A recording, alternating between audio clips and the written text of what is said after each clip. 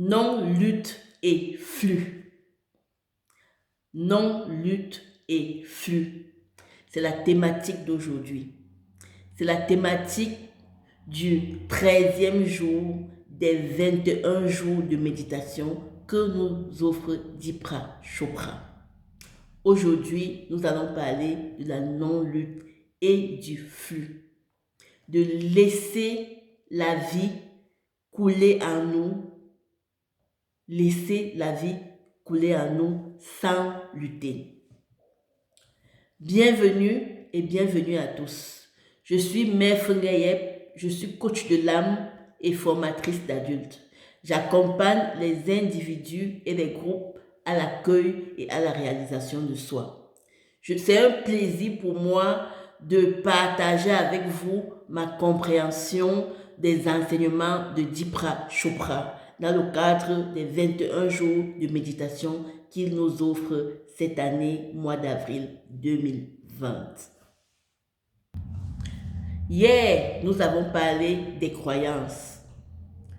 Nous avons pu constater que ces croyances renforcent et limitent l'expérience de notre vie.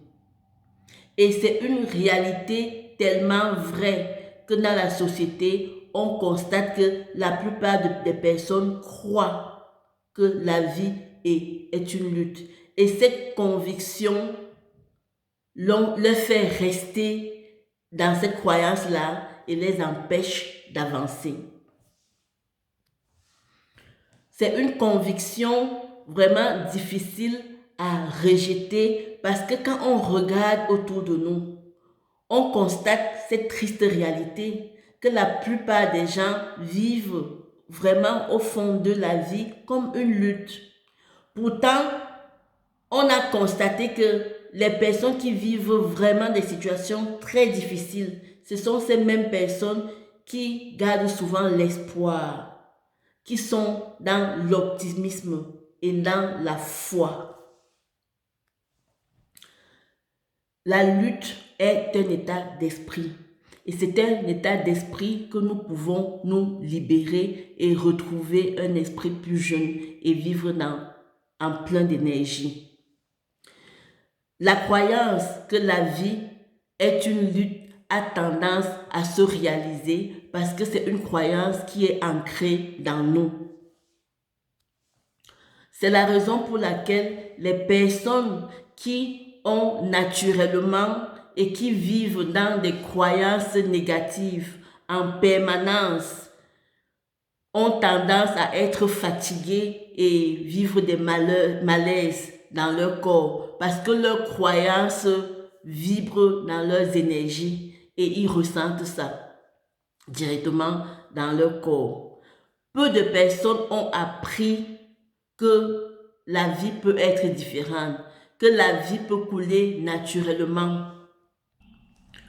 Lorsque votre vie se déroule conformément à la nature, vous êtes connecté à votre être profond, à votre créativité, à qui vous êtes vraiment. Les personnes qui ont tendance à vivre une vie alignée à la nature ont des caractéristiques communes que je vais vous les lire. Donc, ces personnes qui vivent une vie alignée à la nature, elles adoptent toutes les attitudes de manière autonome. Elles abordent chaque situation sans résistance. Elles partagent les responsabilités de leurs difficultés avec les autres pour que ça soit plus léger. Elles sont ouvertes à d'autres solutions, à plusieurs solutions pour pouvoir résoudre leurs problèmes. Et de ce fait, la solution arrive naturellement. Et autant les personnes qui abordent la vie de manière naturelle, ils ont des traits communs, mais les personnes qui luttent contre leur vie ont aussi des traits communs. Ces personnes essayent de contrôler toutes les situations de leur vie et ils essayent aussi de contrôler les personnes autour d'eux. Ces personnes dressent des obstacles et des résistances de leur propre initiative. Ces personnes augmentent le niveau de conflit autour d'elles. Et ces personnes insistent pour avoir leur propre chemin. Donc, ces deux parties existent en nous. Il y a des parties de nos vies qui nous semblent vraiment faciles, tandis qu'il y a d'autres réalités de notre vie qui nous semblent difficiles. On a déjà constaté par exemple que lorsqu'on a une tâche à faire, cette tâche peut nous paraître très difficile. Pourtant, la personne qui est à côté de nous, qui fait la même tâche, pour cette personne, ça lui semble difficile. Donc, on voit très bien que tout est question... qu'est-ce que je voulais dire? Je voulais dire que on a déjà constaté que parfois, on peut avoir une tâche qu'on a à faire et cette tâche nous paraît difficile. Pourtant, la personne qui est à côté de nous, qui est en train de faire la même tâche, on constate que cette tâche paraît facile à cette personne. Donc, on constate que tout est aussi une question d'état d'esprit. La raison pour laquelle les personnes luttent régulièrement dans leur vie, c'est parce qu'ils restent le plus souvent au niveau du problème au lieu de rester au niveau de la solution. Prenons l'exemple de quelqu'un qui constate dans sa vie, peut-être qu'il est toxicomane ou qu'il a un manque de confiance en lui ou qu'il a des difficultés relationnelles. Cette personne, dans son but de chercher une réponse à son problème, peut adopter une démarche qui le conduit encore vers le problème au lieu d'aller vers la solution. Tout dépend d'où il focalise son esprit. Donc, pour résoudre le problème, il est important d'aller vers la solution et non vers le problème. La méditation nous amène vers la solution en ce sens qu'en méditant, nous entrons en contact avec notre source pure, notre source profonde, cette source qui a toutes les réponses. Nous connaissons bien l'adage qui dit « Demandez et vous recevrez.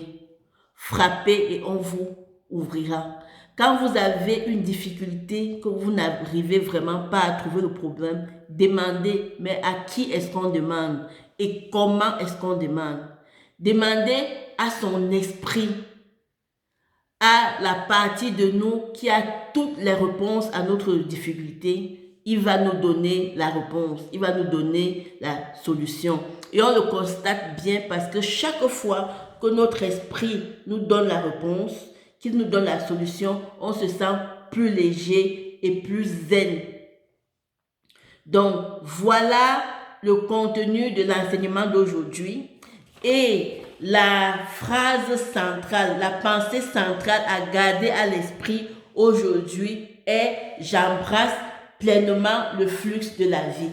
J'embrasse pleinement le flux de la vie.